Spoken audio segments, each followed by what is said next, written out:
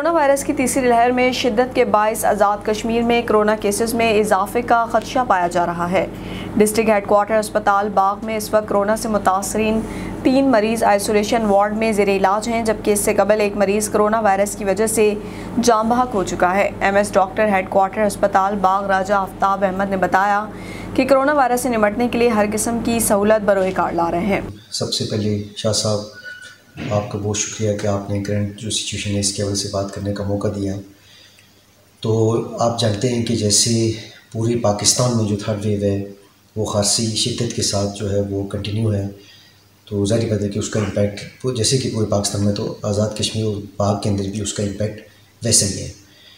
تو ہماری جو پچھلے کچھ یعنی 20 دن سے جو ایوریج چل رہی ہے وہ 3 سے 4 پیشنٹ ہمارے پاس جو ہے وہ ایڈمٹ ہو کے آ رہے ہیں، جن کی خاصی کرٹیکل جو ہے وہ سچویشن ہوتی ہے۔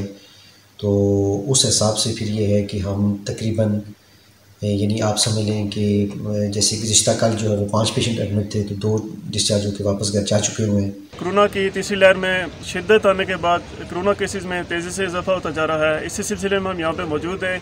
ہم نے یہاں کے ایم ایس ڈاکٹر راجہ آفتاب احمد سے بھی اس سلسلے میں بات کی۔ انہوں نے بتایا کہ اس وقت آئسولیشن میں کورونا سے متاثرہ 3 پیشنٹ ہمارے پاس ایڈمٹ ہیں، جبکہ اس سے قبل ایک پیشنٹ کی ڈیتھ بھی ہو چکی ہے۔